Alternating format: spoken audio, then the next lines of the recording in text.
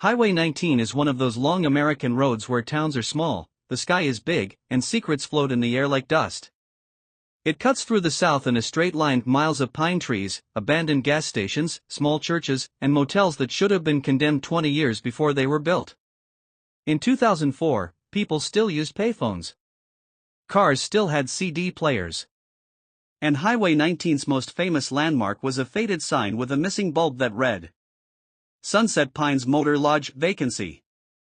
No one who lived in the towns nearby stayed there. Not unless they had no choice. At 10:42 p.m. on November 6, 2004, a lone man checked in. 30 minutes later, he was dead. And what happened inside Room 7 that night carved itself into American true crime history, 20 years of rumors, theories, and unanswered questions. The motel clerk that night was a 19-year-old college dropout named Derek Palmer. He was the only witness who ever saw the man alive. 20 years later, in multiple interviews, Derek said the same thing every time. He looked tired. Not scared. Not nervous. Just tired in a way I'll never forget. The stranger signed the register as James Rowan, Missouri. But police later discovered the handwriting was fake. Security cameras didn't work. Fingerprints were smudged. The car he drove, a gray 1999 Toyota Camry, had its plates removed.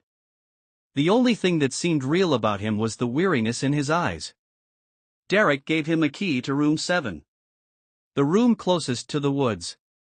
At 11:18 p.m., a single scream was heard.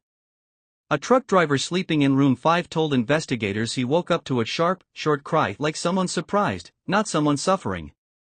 By the time the motel clerk reached Room 7, everything was silent. The door was slightly open. Inside, the man lay on the floor beside the bed, a pool of blood seeping into the thin brown motel carpet. The TV played static. The lamp flickered like it had a dying heartbeat. He had only one wound.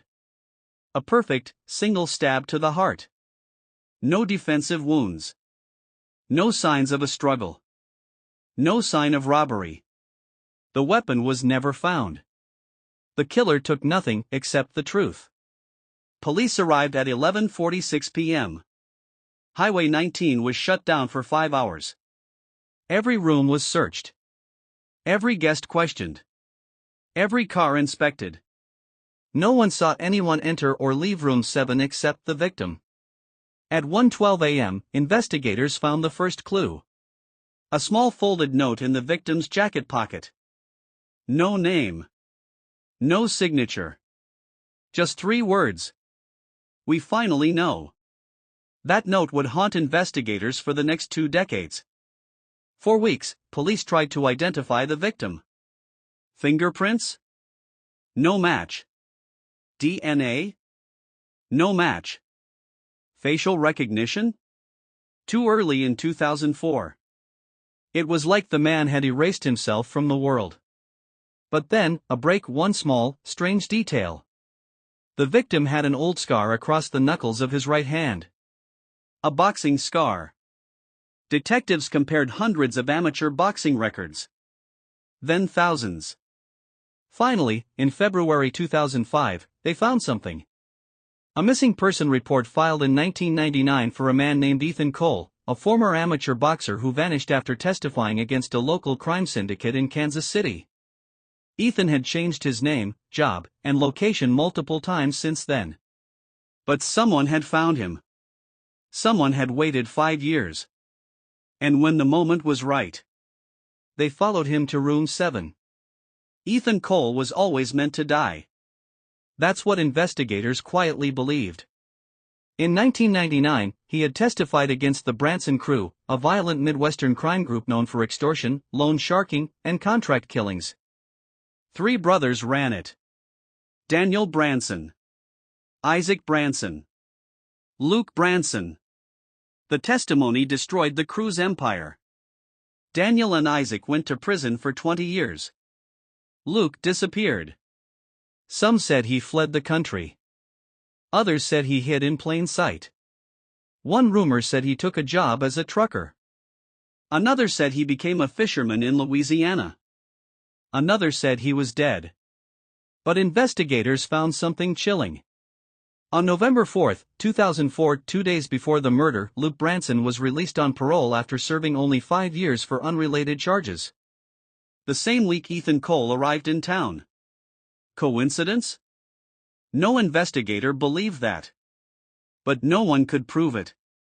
There were no fingerprints. No witnesses. No footage. No murder weapon. Just one dead man in a motel room and 20 years of silence. In 2007, the case took a new turn. A waitress at a diner 3 towns over told police that on the night of the murder, she saw a woman wearing a red coat walking along Highway 19, heading toward the motel. This woman ordered coffee, paid in cash, and left a single matchbox on the counter. Sunset Pines Motor Lodge, Room 7. And inside the matchbox was a piece of paper with the same handwriting as the note in the victim's pocket. The note read, "You can't run forever." The waitress remembered her because she looked calm. Too calm. Like she already knew how the night was going to end. The woman was never identified. Never found. Never seen again. Some believed she was Luke Branson's accomplice. Others believed she was Ethan's past coming back.